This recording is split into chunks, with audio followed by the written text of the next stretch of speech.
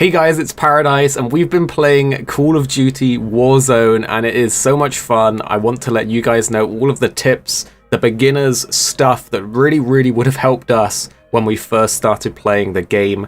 So we're going to jump right in with the tips. If you guys enjoy this video, drop a like, subscribe for more content like this, and let me know in the comments what you think of Warzone at the moment. So my number one absolute do not skip tip for anyone starting out in Warzone is to make a custom loadout.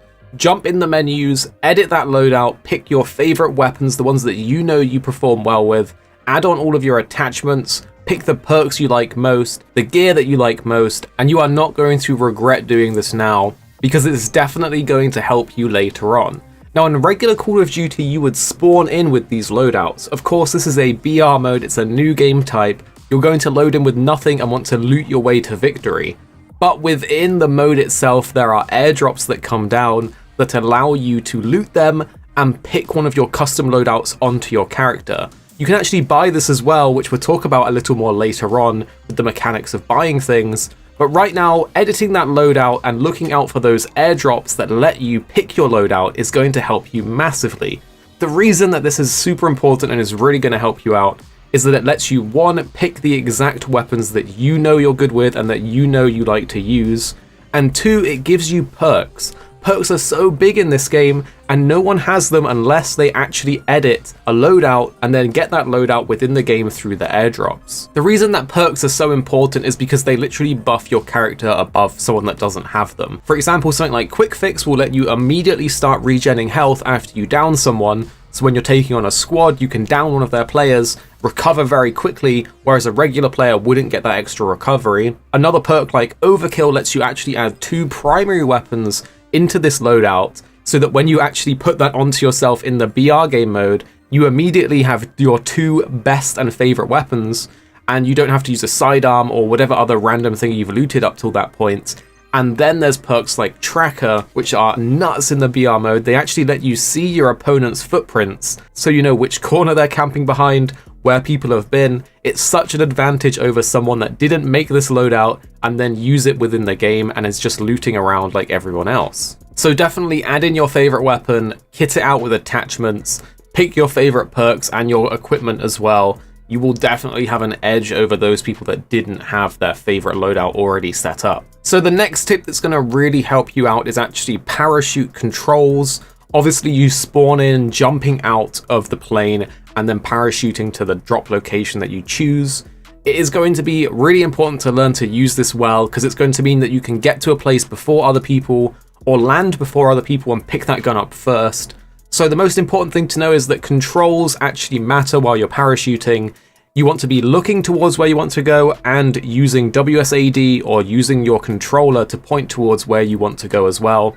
If you just want to go straight down, then look down and hold W, or look down and hold forwards on your controller, and that applies to pretty much every direction.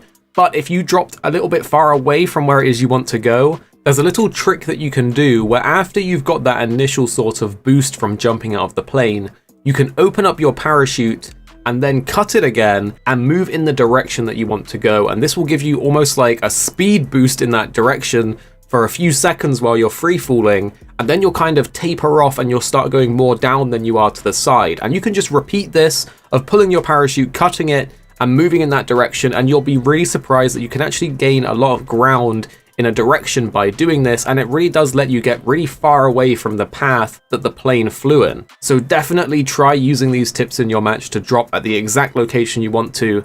And remember, if you drop before everyone else, you're looting first, and you might just get that weapon and be able to kill someone even while they're still parachuting down. It's kind of crazy to kill someone before they even land, but you can definitely do it. So with that in mind, let's talk about where is the best place to drop. Now at the moment, from everyone that I know that's been playing it and from all of my playtesting myself, loot seems pretty well spread around. There doesn't seem to be a condensed area of high tier loot or an area that just has trash tier. It seems like it's pretty evenly spread. So what I really recommend to you guys doing is drop to the area of the map that you know best from the regular Call of Duty Modern Warfare maps. As an example, if you've played the new Modern Warfare before and you are a fan of Ground War, then you might have played a lot of Tavorsk District. This is actually within the Warzone map as well. You can go to the downtown Tavorsk district area, and it will be a very familiar setup for you. You're going to know your way around the buildings, you're going to know what rooftops to look out for, and it's going to really give you an edge over an area that's completely new to you. And this applies to several different maps within the game as well. So obviously if you haven't played the new Modern Warfare before, then you won't know these areas, but if you have, or you've been watching videos or gameplay of it, then you might have a rough idea of some of the areas to go to and what are some popular choke points or areas that people like to camp, and it's going to really help you out when you first start off the game and you jump down and you're getting to grips with picking up your loot and trying to survive. So my next big tip is to actually really look at the loot. I know this sounds like a kind of stupid and obvious tip, but let me just explain for a second. When you run across loot, you will auto pick up some things, but not all things. And when you kill a player that had a lot of stuff, it can get jumbled and a little bit messy, especially when you're talking about squad wipes within the same room. If you run over ammo, if you run over cash, you are going to pick it up automatically. But some things like your lethal and your tactical grenade, as well as your field upgrade slot, as well as your kill streaks, as well as your weapons will not be picked up automatically. And when you have a game that does have stopping power rounds in it as a field upgrade, that will literally give you a flat damage boost on your entire magazine, so in a 1v1 scenario with the same weapon, you will win because you have stopping power rounds, it's really important to pay attention to everything that's dropped and everything that's lootable, and to not just run over it and assume that you've picked up everything you need. The same thing applies to your grenade and your tactical grenade slot. Just running over it, even when you don't already have that equipment, will not automatically equip it to you. You have to look at it and equip it.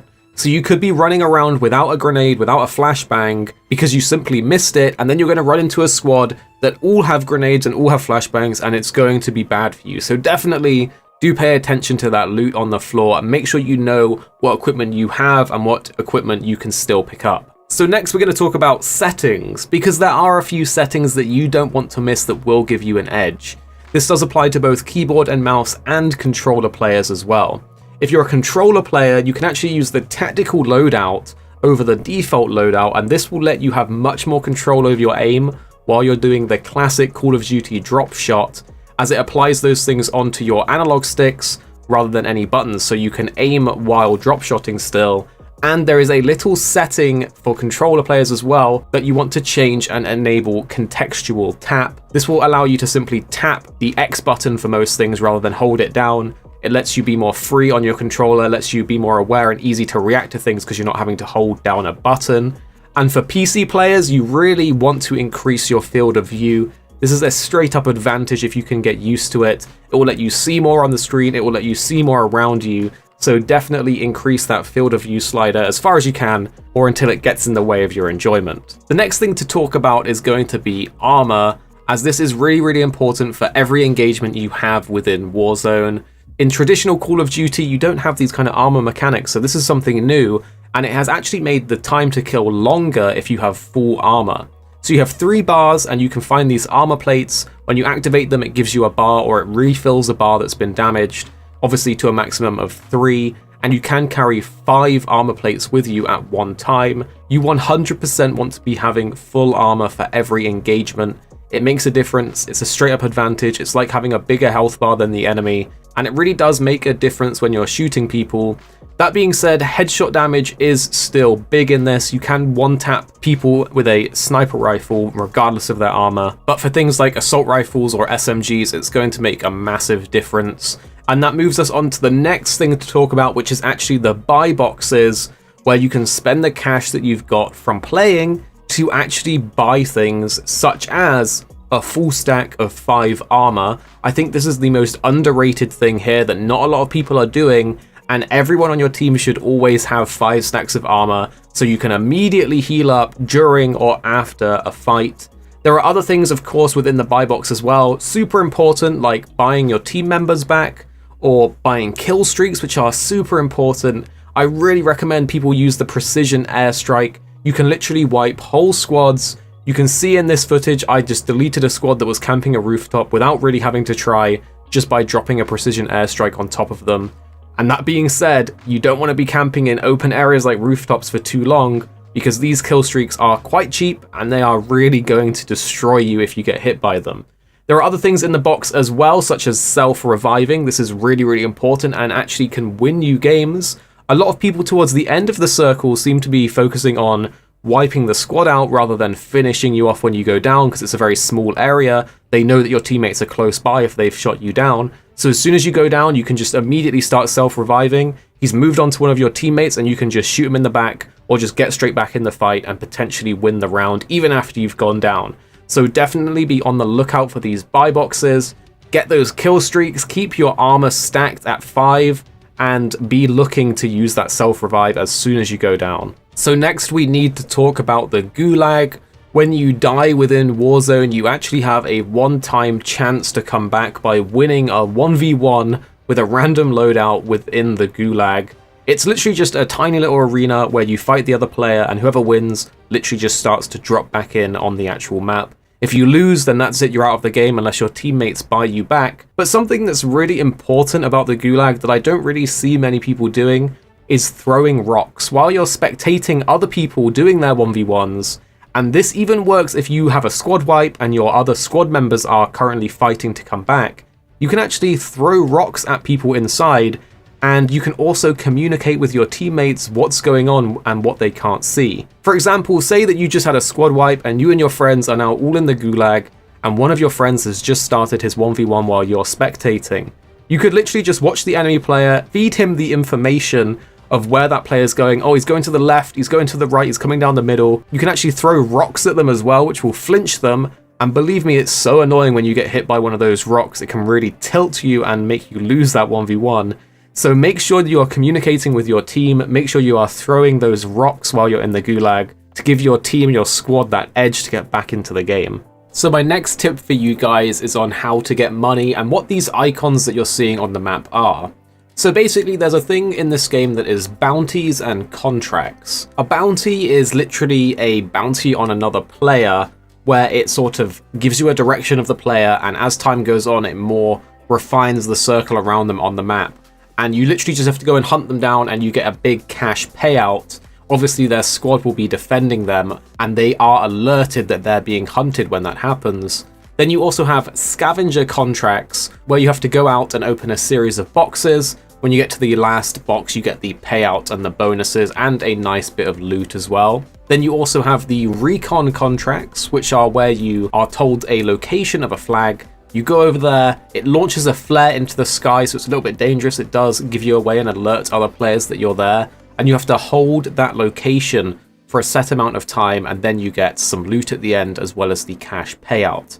And these are really, really important to do if you want to build up a lot of cash, especially at the start of the round in the sort of early game where everyone's out there looting. You can do some contracts back to back and really rack up the cash to buy that self-revive, those kill streaks and those armor plates and everything else. The more that you do back to back, the bigger rewards you get as well, which is quite nice. So my final and last tip for you guys is for what particular types of weapons to be looking out for and using.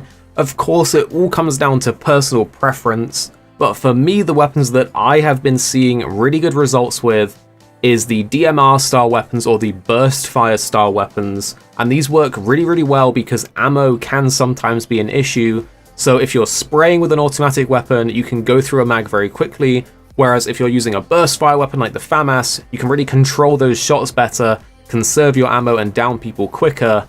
And on top of that, the LMGs are really shredding people. It goes against what I just said about ammo conservation, but with an LMG, that does not matter. You have a giant magazine, and if you are spraying people down with an LMG, they really do drop fast. So I would keep an eye out for DMR, burst fire, and LMG style weapons. Of course, you want to have a sniper as a secondary as well. This is a BR mode, it's a giant map, snipers are going to play a big role. But if you get within kill range with a DMR or a burst weapon or an LMG, I definitely see those outperforming other things. Thank you so much for watching, guys. I hope all of these tips helped you. Let me know in the comments down below if they did help you, and what you are currently using for your custom loadout as well. Subscribe for more content like this. Drop a like if you didn't already. Thank you so much for watching, guys. I'm jumping back in Warzone, and you can always come over and watch me at twitch.tv/Paradise Central as well. Have a great day, everyone, and I'll see you next time. I really hope you guys enjoyed that video. Remember to hit that subscribe button and also click on the little bell icon to turn on notifications so you don't miss my next upload. Also, don't forget, you can check out 269 and Paradise Central streaming over on Twitch 6 days a week. You can find a link to the multi-stream in the description box down below. Be sure to drop by and get involved. Thanks again for watching. Take it easy. Catch you next time. Peace out.